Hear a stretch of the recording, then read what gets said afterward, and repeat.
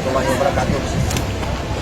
Yang bisa kita rasakan hari ini, adalah gerbang utamanya Hagia Sophia.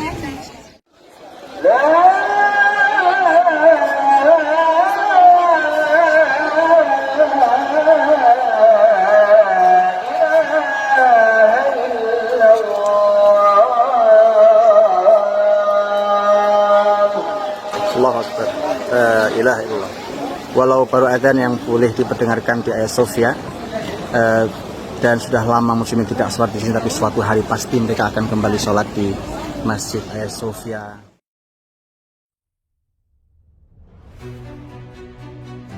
Buna dayanarak çıkardığımız bir Cumhurbaşkanlığı düzenlemesiyle Ayasofya'nın yeniden cami olarak hizmete açılmasını sağladık.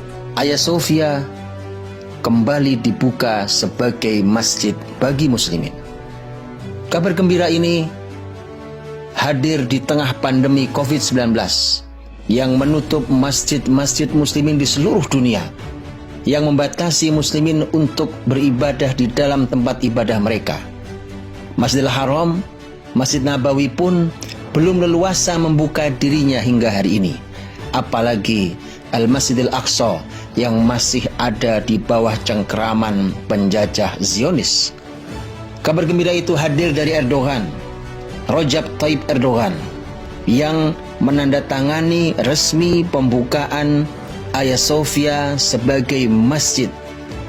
Kabar gembira hadir dari pemimpin Turki itu untuk seluruh muslimin. Jazakumullah atamal jaza ya Erdogan wa man ma'ak. Basyartumuna wa adkhaltumus surur fi qulubina fi qulubil muslimin. Razaqakumullahu al-istiqamah wa hafizakum min makril a'da. Terima kasih kepada Erdogan yang memberikan kabar gembira, memasukkan bahagia di hati seluruh muslimin. Semoga Allah Subhanahu wa taala memberikan keistiqomahan untuk Anda semuanya, dan semoga Allah Subhanahu wa taala menjaga kalian semua dari makar musuh-musuh Allah Subhanahu wa taala. Hagia Sophia adalah sejarah panjang muslimin.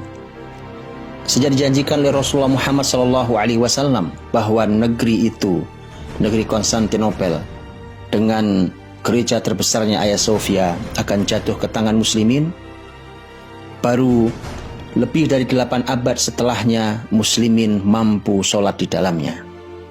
Hari itu adalah hari Selasa, bertepatan dengan waktu asar, tanggal 20 Jumadal Ula 857 Hijriah, atau 29 Mei tahun 1453 Masehi. Selama 481 tahun lamanya, muslimin menikmati Hagia Sophia sebagai masjid. Bukan hanya masjid, tapi ia adalah merupakan pusat ilmu, pusat peradaban, bahkan ibu kota muslimin di muka bumi saat itu di bawah Turki Utsmani.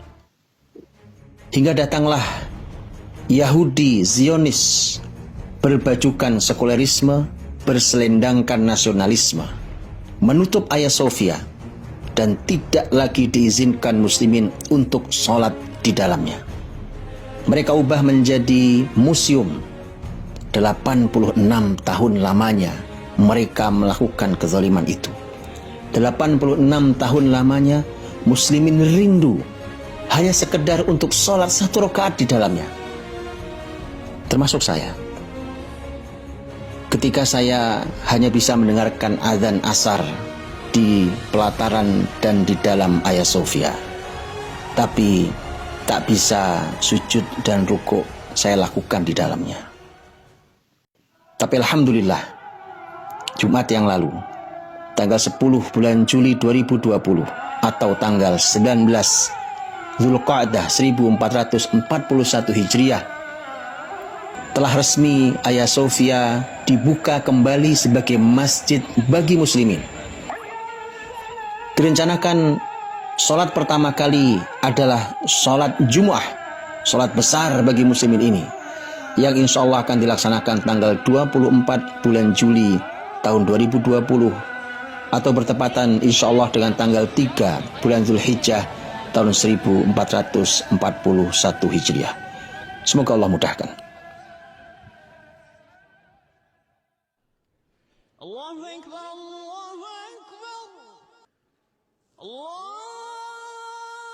Muslimin di Turki menyambut dengan syukur, gembira dengan kabar gembira itu. Seluruh muslimin pun bersyukur atas berita yang membahagiakan ini. Amerika, sebagian negara Eropa, terutama Yunani dan Rusia meradang. Dan media di Arab serta negara-negara Arab dalam ketidakjelasan sikap. Tapi datang ucapan selamat dari berbagai ahli ilmu, ulama dan pakar-pakar muslimin. Syekh Hatim Al-Uhaini berkata, belenggu itu telah putus. Masjid Hagia Sophia amanah Sultan Muhammad Al-Fatih setelah 86 tahun ditutup. Hari ini muslimin memasukinya dengan wudhu, bukan dengan tiket. Siapa yang tidak bahagia dengan dikumandangkannya azan di dalamnya, hendaknya mengecek kembali dirinya. Ya Allah, muliakan Islam dan muslimin. Dalam tweetnya, Dr. Muhammad Al-Mukhtar Asy-Shinqiti sebagai pakar ilmu politik Islam berkata, tahun lalu seorang wanita menari tarian balet di dalam Masjid Hagia Sophia. Hal itu memicu kemarahan muslimin dari dalam dan luar Turki, dan hari ini ia kembali menjadi masjid yang bersih dari semua hal kotor itu. Selamat untuk muslimin seluruh dunia dan bela sungkawa untuk kaum munafik yang menjilat seluruh agama dan memerangi Islam. Ya Rob, kau telah memberikan nikmat, maka tambahi.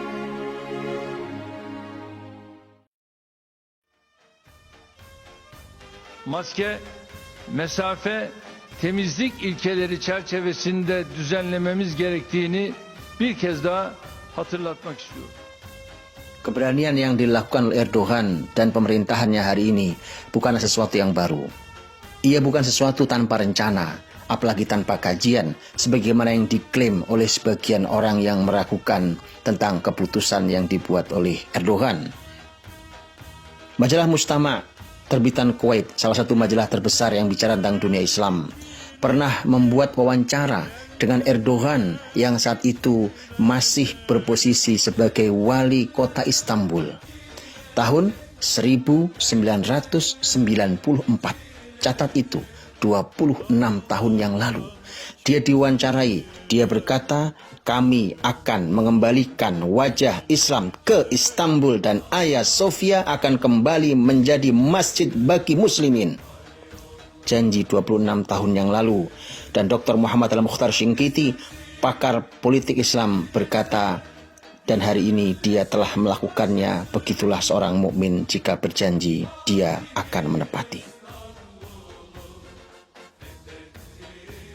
Di dalam Twitter Erdogan yang berbahasa Arab, dia kembali mengunggah tulisan, menghidupkan kembali Hagia Sophia adalah kabar gembira untuk kembalinya kemerdekaan Masjidil Aqsa. Nampaknya Erdogan kembali berjanji.